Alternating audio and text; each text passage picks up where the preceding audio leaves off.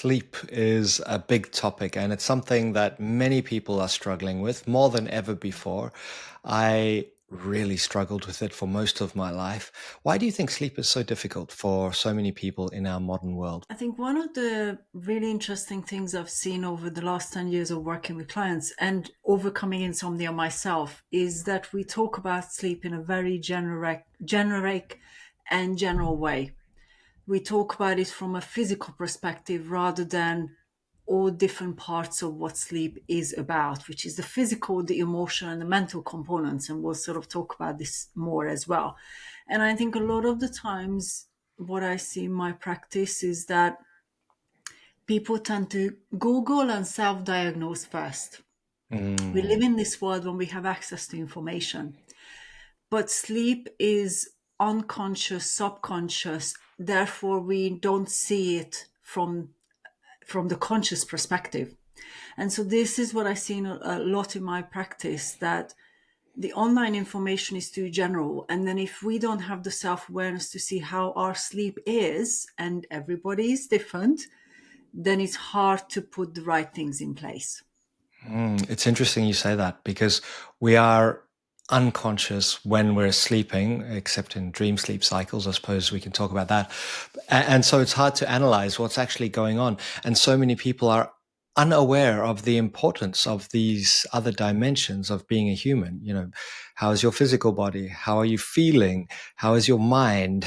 Mhm. How are your relationships, which can all dramatically impact sleep. And we live in this time of productivity, like, hustle, grind, just work until you drop. And none of this is going to help. So I suppose maybe a good place to start is with high performing individuals, many of whom watch this podcast.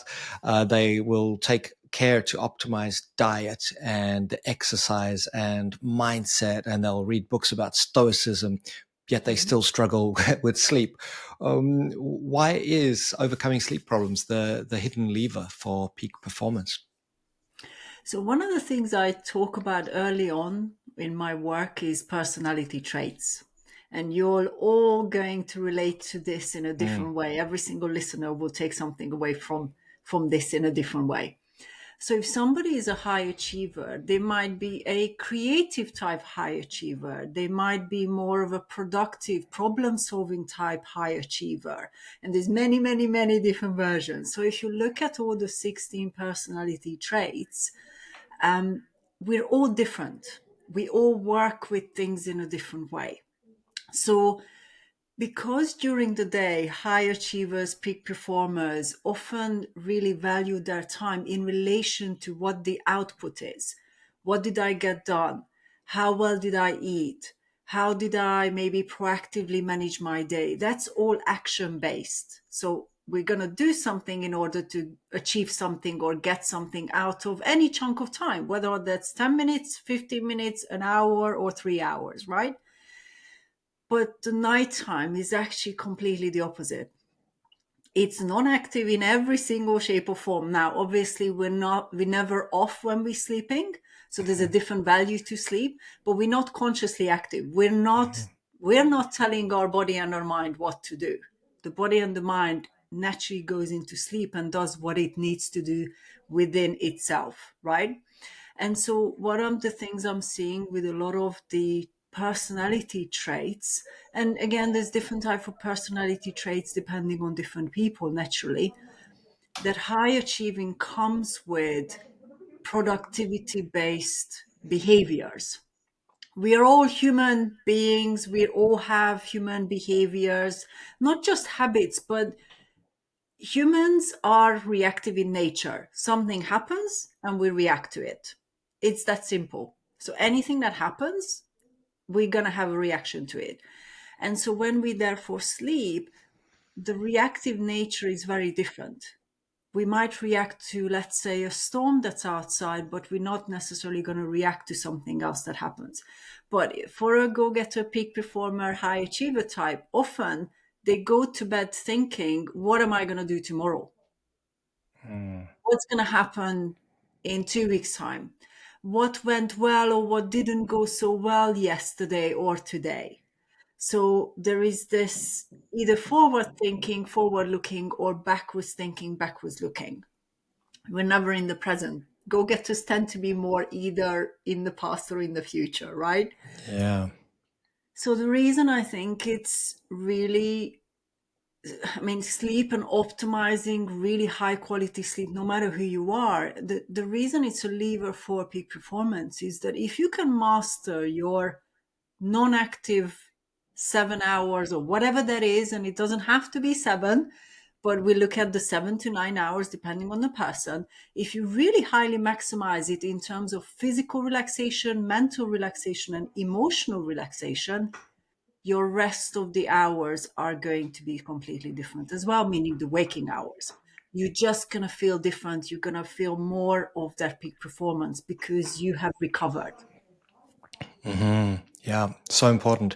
And we know intuitively how good it feels when you wake up after securing your 7 hours. Or I'm always surprised when someone says to me, if I don't get 9 hours, I feel terrible. And I'm like, wow, 9 hours. If I get seven, I'm, celebrating. But what are some of the other benefits of sleep for people out there who don't realize? They think it's just, a little death, or, it's a wasted time. What are some benefits of sleep for a busy person? Naturally, these are some of those headlines we can all see and hear and look at. But one of the things that I almost would want to flip for this question is, you're really only going to know when you're not sleeping well, because that's the time you know where you're lacking more. A lot of the times when you don't really have a significant problem with sleep, you're often not even going to notice what's missing because you're performing at a high enough level, right?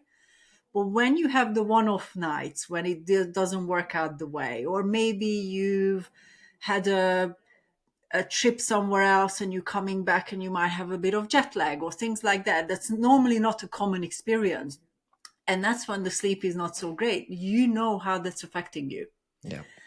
A lot of the things I see in my practice, and obviously I work with people who have long term insomnia and sleep problems, is that if you're struggling for a 2, 3, 4, 5 year period, you no longer know what you're missing because your struggle is the standard now. So a lot of the times when we look at different situations, first of all is, do you feel like the best version of yourself, physically, emotionally, and mentally? If you're a bit snappy, you're emotionally not necessarily the best version of yourself. If you maybe lose focus and maybe you're more likely to forget more of the things, you're most likely not going to be highly functioning mentally. Again, physical. So if you work out or don't have time to work out, again, that's going to affect the physical ability for the body to really sort of keep you healthy. So again, this is another example with high achievers often is when they take time off and go on holiday, they become unwell. So you didn't realize that you were maybe pushing through, but when the body is like, right, okay, now I've got the time to really sort of rest and relax, it turns into something else. So these are some of the things I see within my practice. That getting sick on the first day of holidays is such a common pattern for leaders within organizations. And they've been chronically stressed for a long period of time. We know that when you're in that state of fight, flight, the immune system is offline. And then the moment you relax, everything comes back online. You start trying to sleep and it's a disaster. And then people say, this always happens. So good. So that's a good background. We do definitely know the difference. And I think you said something important there. You just become habituated to this feeling of fatigue. So you don't even know anymore what a good night's sleep feels like. So really being able to tune back into yourself. Do you think it's important for people to take a break, to go away? And in my experience, and I'll just share that, I had suffered from sleep problems for a long time. And it was actually getting out of my normal environment and spending 2 weeks somewhere completely different that helped me to reset. But is that necessary, or can you approach this in different ways? So this will again depend on the person. So True. I work with clients who, let's say, have a noise sensitivity as well as the sleep problem, right? Another person, maybe their insomnia or sleep problems actually started on holiday first. So if you think about the person's experience, if you, as an example, always had a good experience on holiday, then taking a break to reset is your version of that. But I have had clients who actually going away caused them more issues because they were more concerned about either making the most of the holiday, right? So again, achiever, high, Hmm. go getter types. I want to make the most of my holiday that I've got. Yeah. Or if their sleep problems have started on holiday, then the memories will come back with that. Going on holiday is now, therefore, not a time that they enjoyed. So I normally look at the person, because when you look at overcoming sleep problems, there is never one way of doing it. It's really actually assessing, where do we begin?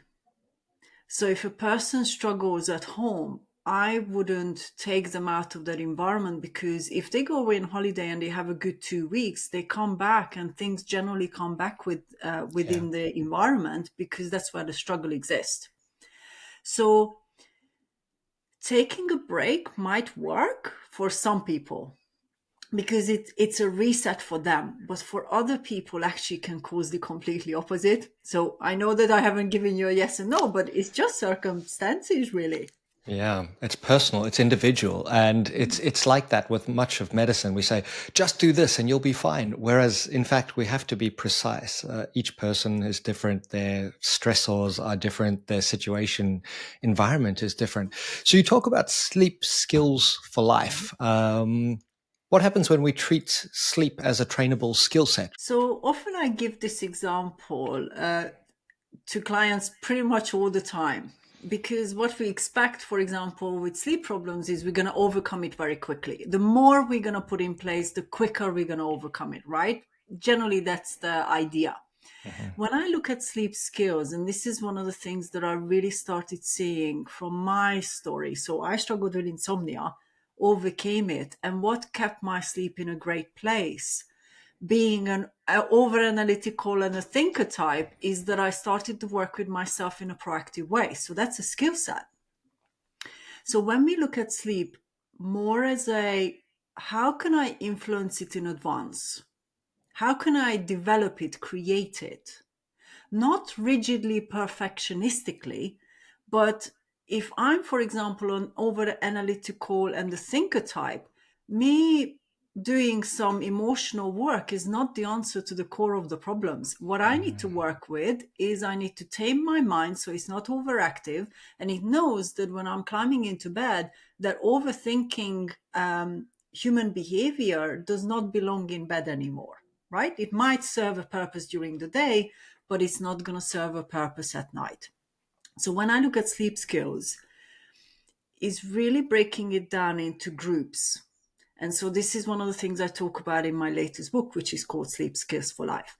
We got to look at self-awareness as the first skill.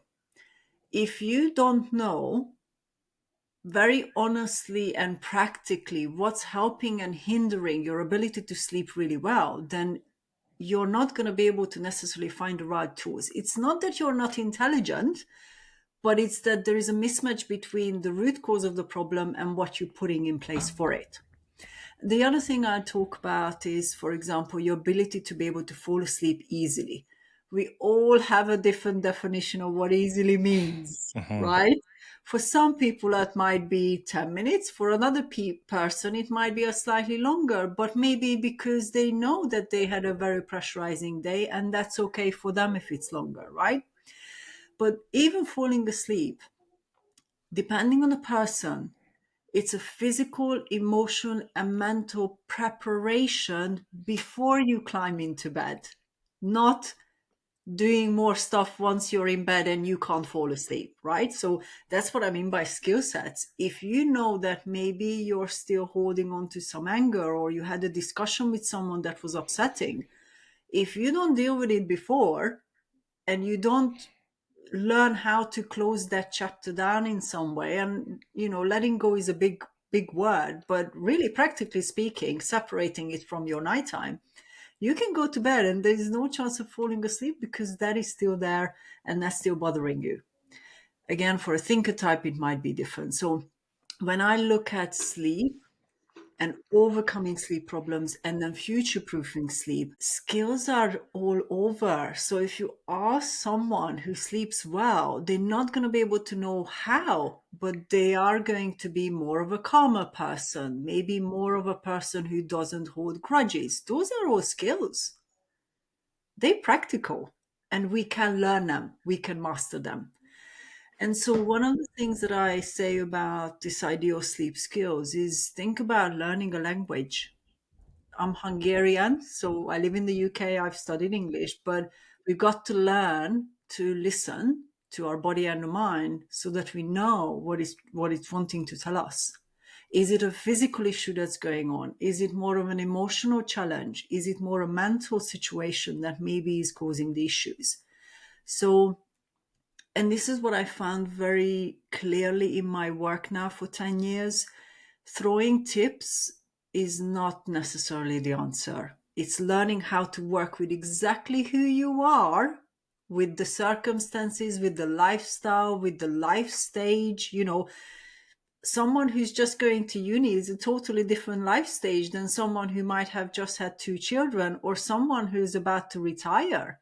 Totally different situations. They all have different skills around them. Yeah, so getting to know yourself, that self-awareness is the first step. So you mentioned those different personality styles. Which framework or how would someone find out what they are, if they're logical, analytical, or more of an emotional or social person?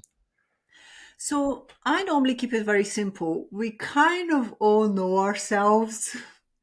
And if we're really being honest, we're going to be able to tell what some of those traits are. And the reason I like to simplify it is it's not necessarily about the structured traits and through a test you figure it out.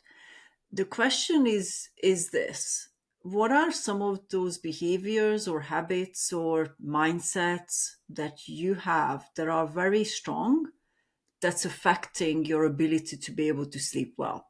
So I'll give you my example. I am a thinker type. I've always been a thinker type. You would define me as an introverted person, but I also can be extroverted. So we're not one or the other. Every one of us are on each scale. It's not a set thing. But when you're asking yourself, what are some of those traits that I'm seeing in myself that are preventing me to be able to either rest well or enhancing my ability to rest well, you're going to have those answers.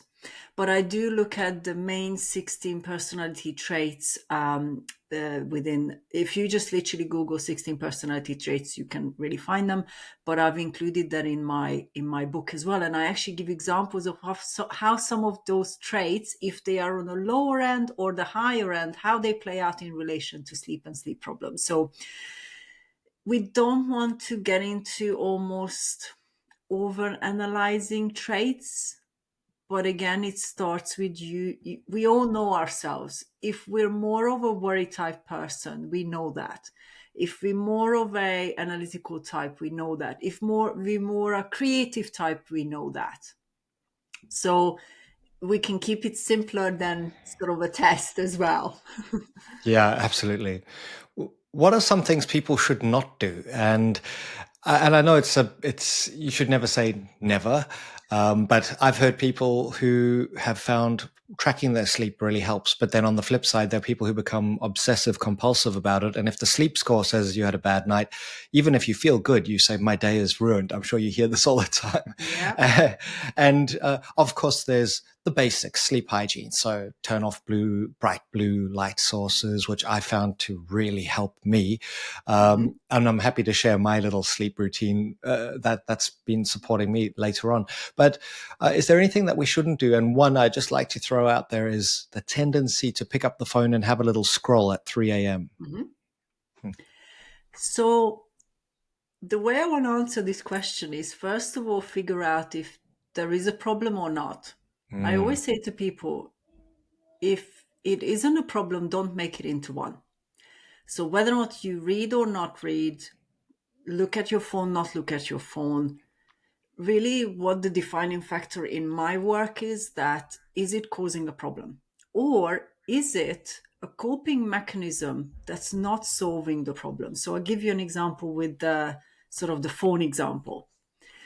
The reality is that phone is in our life. It's unlikely it's going to disappear, right? So technology is becoming more and more part of our life, but it's not Mm. technology that's the problem.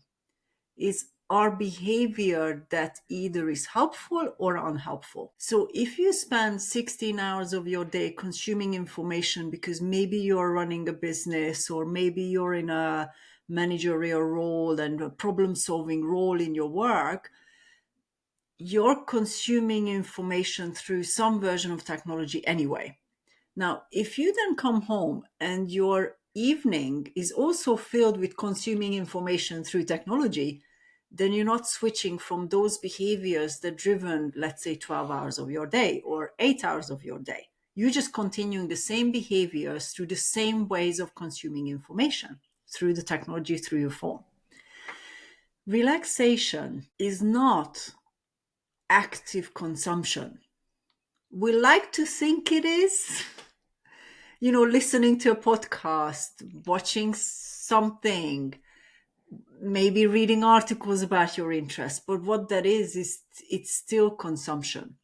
So when people talk about blue light versus sort of phone, and you shouldn't touch your phone, let's say for the last 2 hours of your evening, again, every person is different. So normally the way I say or explain this to clients is, if you always do the same things, your body and your mind cannot tell what's the difference between active behaviors and preparing for bed and transitioning into sleep, because they look the same.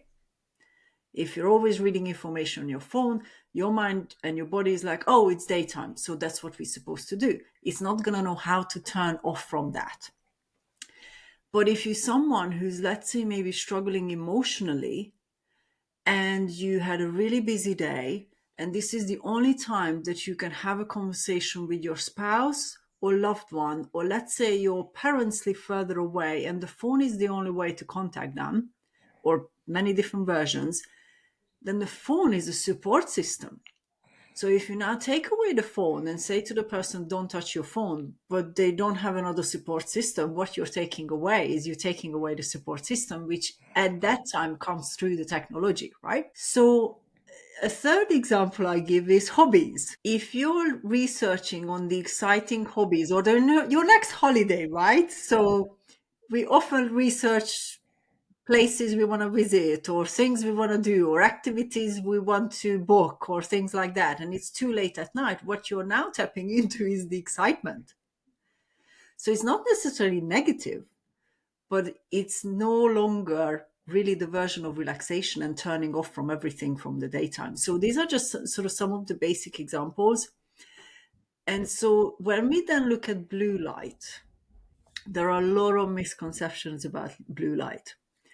Yes, there is a bit of that when it comes to technology, but think of how stimulated your mind becomes when you're consuming the information from your technology. We're intellectual beings. We get stimulated by the things we see, hear, deal with. So it might not be the blue light that's causing a problem. It might be that you're oversaturated or that you're intellectually become awake because you're interested in what you're hearing and seeing on your phone. So again, there is no one solution for people. One of the things I do say is think about it this way. If you're climbing into bed, how does your body and your mind know 100% clearly that it's no longer the daytime? So if you bring your phone to bed with you, your body and your mind thinks, oh, we still got 20 things to do. So it's not time to turn off and detach from the day. It's just a continuation. So that's really how I look at it when I look at clients, is what does the technology serve in their life? and how can we either replace it through better habits or routines or support systems or anything like that, or tools or techniques or skill sets, versus just take it away and then you're not actually dealing with the main problem. Mm.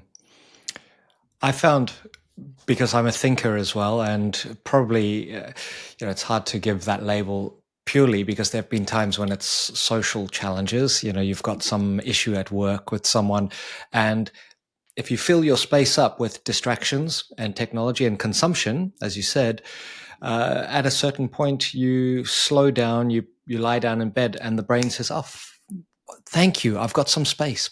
Now let's think about all these problems because I want to resolve them." And then you're full of adrenaline and cortisol because you're lying there. So if someone is in that situation, and it could be a one-off or it could be something that's become chronic, what would you recommend? Is it about creating some rituals or practices or even just space in that last part of the evening? So this is where we would look at how much of a problem something is. So again, if a client maybe takes 20 minutes to fall asleep, is not the same as if we have a client who is unable to fall asleep for 2 hours, right? So there's different situations. The first thing I would say is you begin with how much of a challenge is it for you to physically, emotionally, and mentally, all three ways, completely detach from the day. Because that, when you completely detach from the day, relaxation heightens physically, emotionally, mentally in order to transition into sleep. That's the practical way I describe it. I often don't describe things in a scientific way, but that's the practical way. Mm-hmm.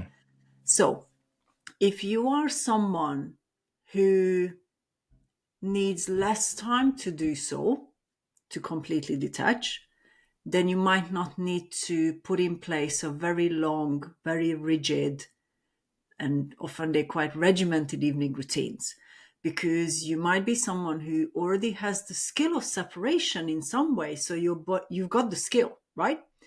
You can have another person who, through their habits and lifestyle, they don't have any of that in place, even 5%, which means they're further away from a mastered skill.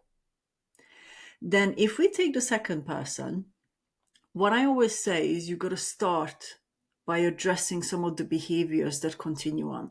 So let's say we've got someone who goes in and out of meetings. What's next? What's next? What's next? Okay, I've got 5 minutes. I'm going to check my emails. I've got 20 minutes here. I'm going to look at that project. I've got my lunch break. Oh yeah, I'm going to grab lunch, but I'm going to come back to my desk and I'm going to do a little bit of work while I'll eat, right? So these are some of those very typical examples. So if you've got this what's next behavior that's playing out, again, lots and lots of different time chunks in your day, you're never really switching off. You're just switching from one thing to another that's still active. You're not necessarily taking a break. How many times do we see when people say, I'm taking a break, but their phone is in their hand, right? I'm not judging here. We all do it. We are all guilty of it. But watch what you're doing. If you're not able to be quiet without stimulation, your nighttime is going to be impacted, because when you're wanting to be quiet, you're not used to it. So your body and your mind cannot enjoy the quiet, because the only thing you've done during the day is fill quiet times with activities.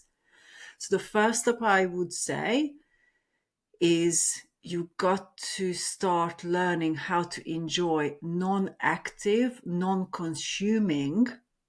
So you're not consuming anything, you're not listening, reading.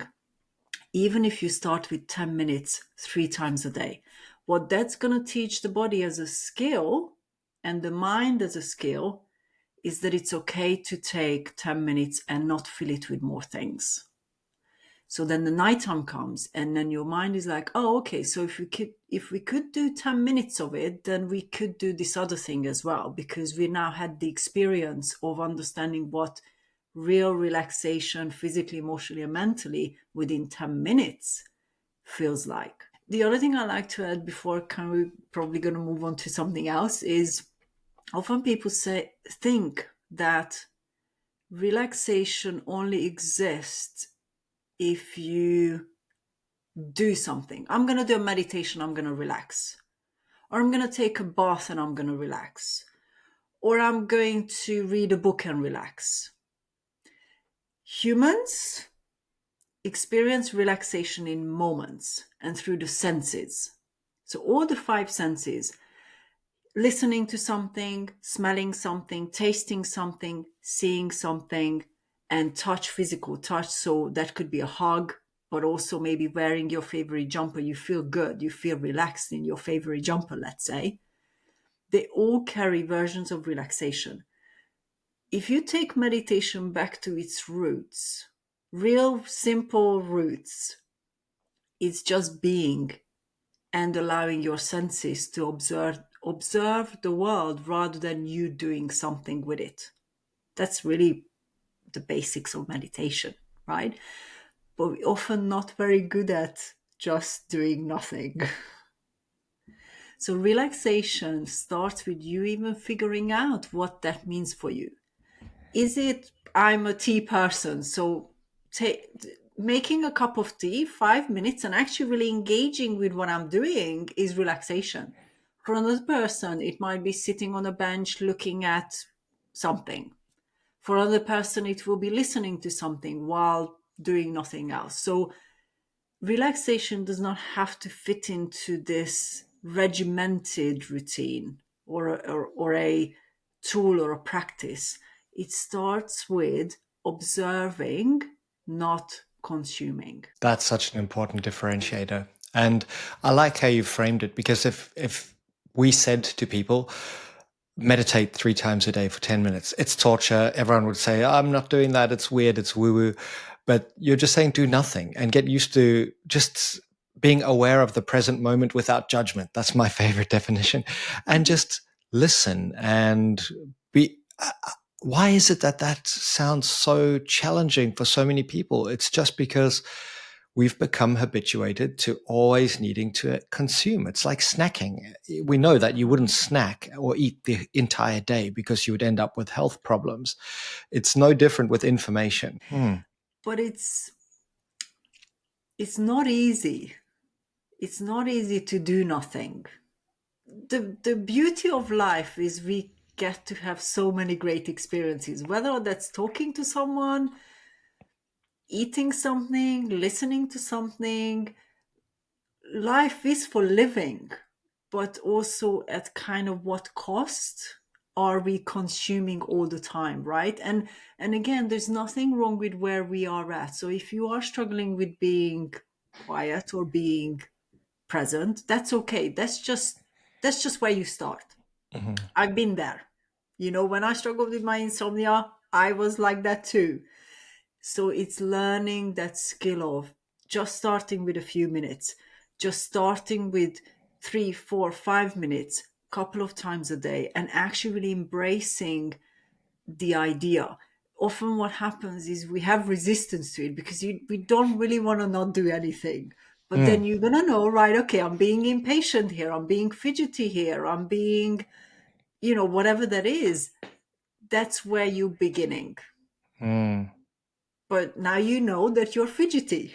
That's okay. How can you learn not to be so fidgety, right? Again, this is one of the skills that I work with clients with, because insomnia often leads to pushing through more. So actually, some of the habits that develop are because people are sleep deprived and they push more. So because they don't want to fail, nobody wants to fail. So some of these things that I deal with in my practice is because of the problem developed, and now you're putting more effort into making sure that you're achieving something. But we got to start with where we're at and just start somewhere and simplify it rather than complicate it. Just simplify it. Whatever relaxation means to you, start there. I like that. Even a minute in the beginning, just, and it might be torture for that first minute, but do it 3 times a day. Just No technology, no phone in your hand. Just be aware. You don't have to meditate. You don't have to breathe. You don't have to do anything strange. Just literally create that space so that your brain, which is a prediction engine, starts to get used to that. And next time you do it, you can go for 2 minutes. And eventually, maybe it's not a waste of time to sit quietly on the Mhm. sofa for 5 minutes in the evening. That's the thing. I think a lot of people feel like, well, it's wasted time. It's empty. It needs to be filled. And in fact, what I've found, and I mentioned this earlier, so what really helps me, and half of it is probably placebo effect, but Mhm. it signals to my body and my emotions and my mind that it's time to start relaxing, and it works, is to turn off all the bright lights. So there's no bright lighting in my home. Then go and sit on the sofa at a certain point when I've decided this is the Mhm. boundary, and then to turn on a red light LED panel, which is quite nice. Apparently, it's got benefits for skin and Mhm. hair and whatever, but it's also a signal. Put on the Yeah. blue blocker glasses. Now, I know that some people are rolling their eyes already because is it placebo? Does it really help? But even if it's just a signal, I have that on. Then I watch some comedy and don't watch anything intense. Don't watch politics. Definitely don't watch a horror film. Watch some Yeah. comedy, have a little laugh, and then at a certain point, turn it off, go to bed. Sometimes I'll read on a Kindle for a few minutes if my mind is still somewhat active, or just lie there. And without fail, I mean, this was a real challenge for years for me. You drift off, and Yeah. I don't need anything to help me fall asleep. I had certain medicinal prescription things for a Mhm. while. Um, but you can get there. But it's just about creating those rituals and the rhythms and the signals that now it's time to downregulate. But what I'm actually going to implement as a result of this conversation is just 5 minutes of doing nothing. I think that is so powerful. One of the interesting things that happens with that practice is it will show you exactly what you're not able to do. So some people get very impatient, some people get very fidgety, some people get almost emotional, like they become angry after a while because not doing anything is uncomfortable. So I have a tool that I teach in my work, which is very much about utilizing this idea of quiet time. And it brings out something because when we stop, it often will make us feel uncomfortable first. But then we know how to get through it by. Now, this isn't about making it a bad experience, right? And Yeah. I think one of the things you mentioned was this idea of placebo effect. And I use that a lot in terms of my work because the reality is our mind is incredibly powerful. And through our self conversation, we can either become judgmental, very critical, very pushy, very impatient, and lots of other things, or we can become kind and compassionate to ourselves first.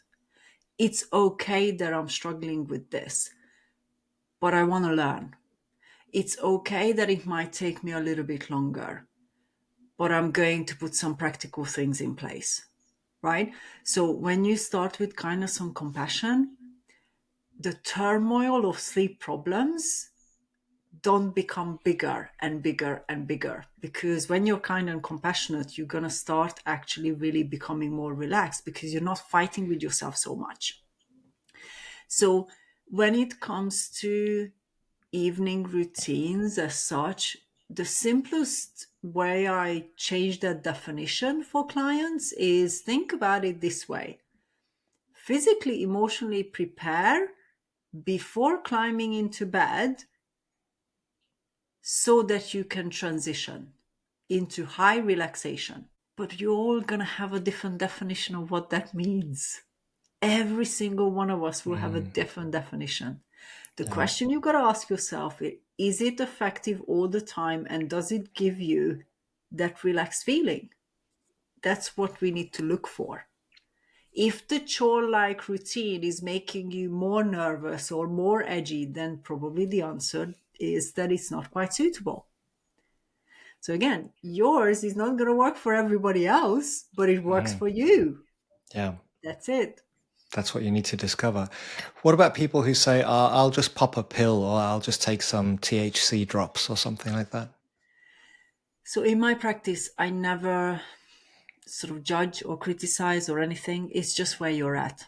Mm. And the problem with sleep issues, and this is where we started, is that the online stuff is too general. So if the person has tried all those things and the five top secrets and hacks and tips and whatever, and never worked for them, then they're left with nothing else.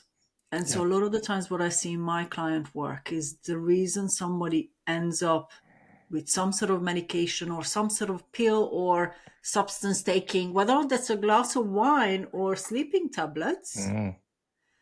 they're not as far away from each other, is that they had nothing else that worked. So it's not necessarily a problem.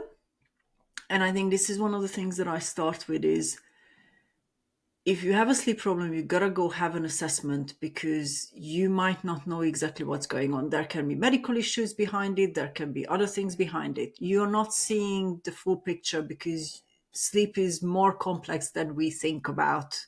Mm. There's lots of different layers. So if the problem is significant and you haven't found a solution for it and you're still not sure how to approach it, speak to someone. So in my practice, for example, I offer a sleep assessment because I can help the person shed light on some of the things that they might not be aware of. It's that simple. Another practitioner will look at it from another perspective. So assessment is a great way because that will either take out some of the medical baselines concerns, and then you know that it's more behavioral, it's not a medical issue. um, but then it's really about deciding whether or not, let's say, taking a sleeping tablet is what you want your future to be like. And there's no judgment there, right? If your life is too busy and stressful and this is just the way that you can manage it now, that's okay, right? But if you're not satisfied with how this is working, or it's not working all the time, sleeping tablets often is one of the things that they don't necessarily work all the time the same way, then finding a solution that is complementary to it. So, for example, when I work with clients who come to me and say, right, I've been taking sleeping tablets, I've had this problem for a long period of time, I really don't want to live this way anymore, I want to solve the problem, and I really want to learn how to do this, then the first thing is not to take them off sleeping tablets, because they don't have tools and techniques and skills in order to create better. So I build them up first before they have the confidence to say, actually, I don't think I need this other thing. And you transition, right? So that's how I would suggest navigating that. One of the things that unfortunately happened over the years recently is that the legislation in different countries with sleeping tablets have changed. So some of the sleeping tablets or sleep medication have been taken out, or they're not prescribed as often as they were before, which leaves people with nothing else. So I see a lot of that these days now, where a problem was there, the medication helped, but the prescription legislation changed and the medication is not there anymore, and the person has no other support system. Now there's a different problem, right? But there's nothing, if it's safely prescribed and you're not buying it off the shelf, right? Because often people do end up buying things off the shelf and maybe taking it the way it's not supposed to be taken. Providing it's monitored and safely prescribed, that's okay if that's where you're at. Does that answer that question? It's It quite a really, no, it big really does. question. It really does. Yeah. There's no judgment there. You've reached a point where something is having some effect that's enabling you to at least get some rest, but it's asking yourself the question, do I want this to be my future?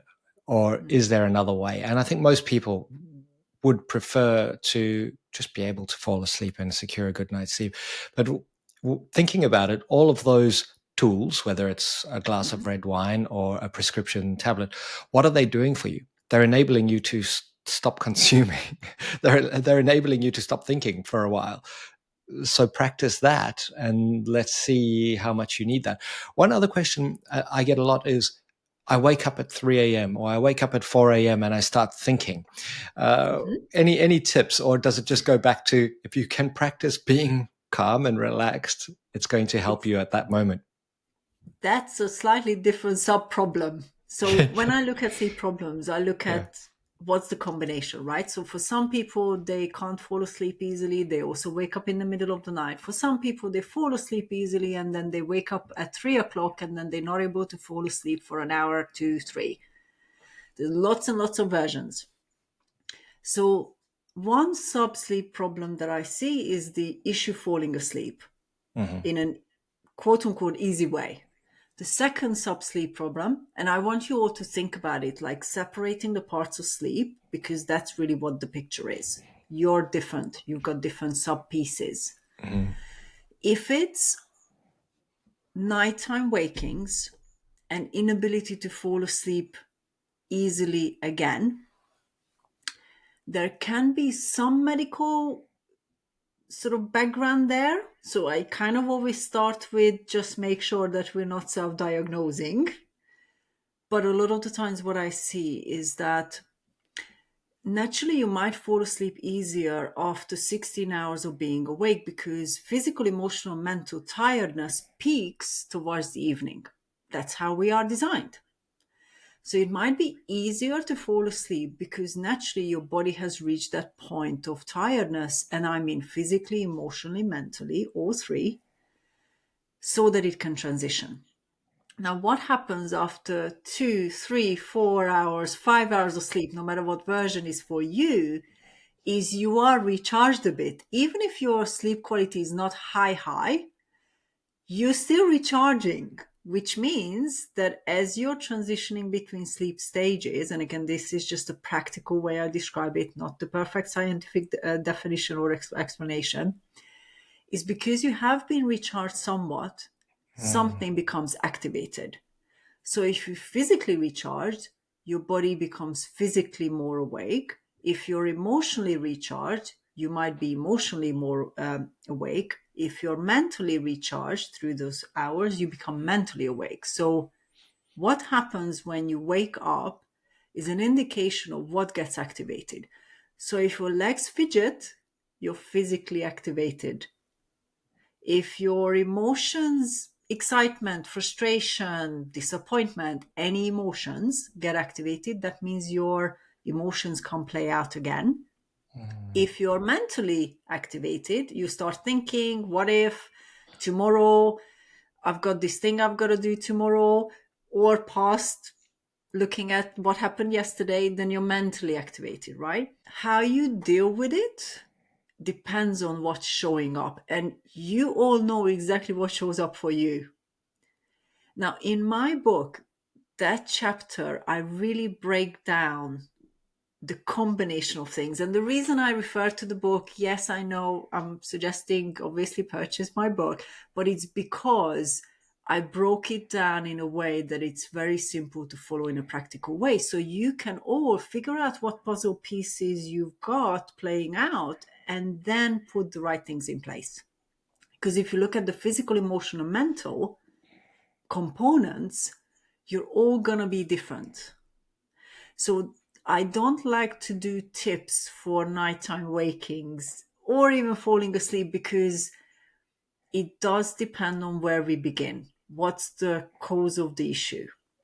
But nighttime wakings, as an addition, also tend to suggest that when you initially transitioned into sleep, it wasn't highly practically optimized for you. So you might have fallen asleep through tiredness, but it wasn't a practical, like physical, emotional, mental transition into sleep. Because if you know how to do that, no matter what happens in the night, you can repeat that. So this is again an example where if falling asleep was created through reading, what, now you're gonna have to read for half an hour again to fall asleep again in the middle of the night? Mm. So that might be questioning whether or the evening preparation, that routine you might have in the evening, is fully effective for you as a person, right? Yeah. Because in the middle of the night, you don't want to have to repeat an hour of or 45 minutes or half an hour of evening routine type things in order to initiate sleep again. Yeah. So sometimes that's actually the sign that takes us back to the beginning of the night. That's me. Wake up at 3 a.m., get the Kindle, because I know if I do a good 15, 20 minutes on it, eventually I'll fall asleep. So that's something to work on. That's very interesting. Are you happy to explore that here? And maybe Please, that's a yeah, good let's little do it. example. Mm. Have you ever attempted not going to the Kindle first? Yes, yes. And look, this doesn't happen all the time. It's usually, and contemplating our conversation, it's after a s- a day that I would consider to be stressful, Mhm. that it just takes the mind off things. So yes, I have tried not going to the Kindle first and then rolling around for a couple of hours, even until morning. I mean, this happened probably 2 or 3 weeks ago. I woke up at 3 a.m. and I didn't go back to sleep, which is unusual, but and very annoying. Yeah. So if it's more of a one off, then you already made the connection. Okay, if I tend to have a stressful day or a very busy day, it's likely to show up. So if we go backwards, if you already have that assumption in some way, it often comes from memories. You experienced it, you know, it's your experience. Then what I would start with is if you have a busy day or a stressful day, instead of distracting type habits in the evening, or I'm gonna watch a film instead of really working through the kind of things that happen during the day. If you're distracting, you're not actually dealing with exactly what happened by the end of the day. You're saturated through the tension, pressure. Stress is too big. I normally say tension, pressure, overload of the mind. Now, instead of, let's say, distracting, if you take yourself and, I don't know, if you sit in the garden, even if it's evening on a patio or something like that, and you just allow your mind to, what I would say, reconcile events, not problem solve more, not judge whether it was good or bad, just allowing it to process. But don't do it very soon to bed, right? So it has to be further away. Mhm. Instead of distracting, if you allow the mind to process, it's less likely it's going to be a problem later on, because distraction does not solve the issue, it just postpones it. 3 o'clock comes back up. So that's one of the things. And again, I normally dig a little bit deeper with clients because circumstances matter. So if it's a positive thing, there is excitement in it. If it's a negative thing, there is Yeah. disappointment in it, or frustration in it, or anger in it. So there's lots of different layers in something. That's why, again, sleep skills, you've got to work with what's showing up for you. But if something shows up at 3 o'clock, that means you've carried it into bed with you. Mhm. So instead of perhaps either just distracting or rushing to bed too quickly, you got to spend some time with it so that it can process. The only exception here is if somebody has more like a nervousness, worry type trait. Please don't spend half an hour think about your worries before bed, Mm. because that's a whole different situation. Okay? So there's this fine tuning here. But also, usually what tends to happen is if you know you had a stressful day, you also think you're probably going to wake up at 3 because it was part of your experience. Mm. This is where intention comes in. So I work a lot with the mind when I work with clients. This human behavior core, right? I'm just going to bed in order to focus on rest and relaxation without the pressure of how I'm going to sleep. That's a whole new baseline. Then going to bed and saying, I've had a really difficult day. I must sleep really well so I can recover so tomorrow can be a better day. Different baseline. Mm. Now, even if you wake up at 3 o'clock, but you have the principle of it's my time to rest and relax until my alarm tells me otherwise at 7 o'clock in the morning. When you wake up, this is practice. It usually doesn't happen night one, but when you wake up, there is less disappointment because the nighttime was not how perfect my sleep is going to be. The nighttime is I'm just going to increase rest and relaxation. That means 3 o'clock as well. So there's less pressure and more intention on what the nighttime is for. The nighttime is for first is for rest and relaxation. Now again, those of you who are listening, these might sound very, very simple and almost too small.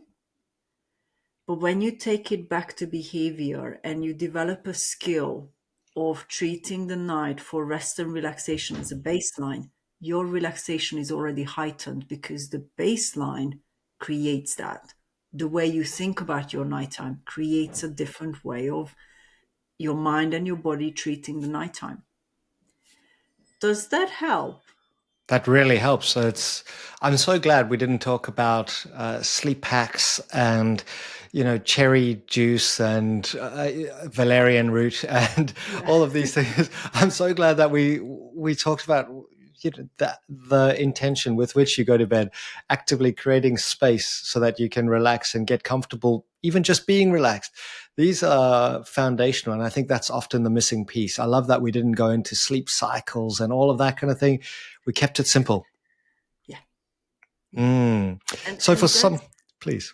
that's really where we come back to this idea of treating sleep not as a perfect sequence of events, but a set of sleep skills. You are all different. Every one of your listeners are different. Mm. You know better, you know yourself better than anybody knows you. We gotta start looking at sleep in relation to who we are, not this outside perspective. So we say, and I say it to my clients, a healthy adult, and I always aim for that with my clients. We don't go any lower than 7 hours of sleep, and I don't care what the client says first. Sometimes the clients say, "Oh, I'm great on 6." I'm like, "Let's just see, okay?"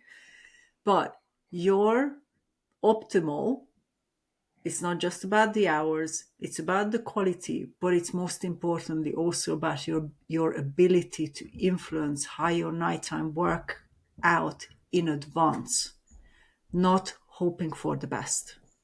And that's really where I see the power of the sleep skills. And if we talk about it more like that, mastering any skill starts that way. Sleep is no different. I love it. It's not just the key to a good night's sleep, but in fact, it could be the key to a more fulfilling, energized life. Yes. Mm. Sleep gives So us a lot. it does, and this is a different way of thinking about it.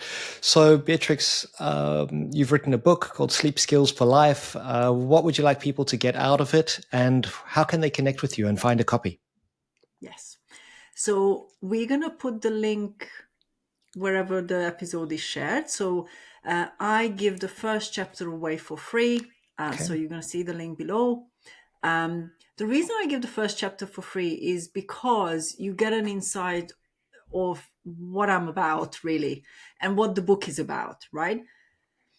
In my sleep coaching practice, I worked with clients for 10 years. And what I'm seeing is a lot of these issues is that we're not talking about sleep, developing skills. We're talking about hacks and tips and shortcuts. There's Mm. no shortcut when it comes to sleep. So my website is my name, beatrixaschmidt.com. Again, through the link to the first chapter, you'll find me anyway. And I think one of the biggest things that I would all like you to take away is that you can learn to sleep well. You can overcome a sleep problem. It's not that you're broken in some way because you can't do it yet. It's that you need to figure out the puzzle pieces, the sleep skills that you got to put together to work with who you are and therefore your sleep. And so that's really what the power of the work that I do is not only overcoming sleep problems, but you're going to future proof your sleep for the rest of your life so you don't have to struggle. And that's really where I've begun. I struggled with insomnia, overcame it, and for the last number of years now, well over 15 years, I don't have a sleep problem anymore, even though I've gone through different life stages. So don't let it be the way it is, but approach it from a more personalized and practical perspective. And that's very much the book is about. Is I've written it in a coaching style so that I guide you through the different pieces, just like we sort of started doing it today as well. So you can start seeing, okay, that piece is for me and this piece is not. And then you put it all together. Beatrix, thank you so much for your beautiful holistic approach to something that so many people are struggling with. Everyone, please do check out the links in the show notes. Any final thoughts for someone who's stuck with us all the way to the end? I just think that when we master sleep, we're all just a different version of ourselves and often a very good version of ourselves. Sleep is peaceful, right? So with better sleep comes not just peacefulness in life, but lots and lots of other benefits. So that's Mm-hmm. really what I see. Beatrix, thank you again. And thank you all for tuning in. We'll see you next time.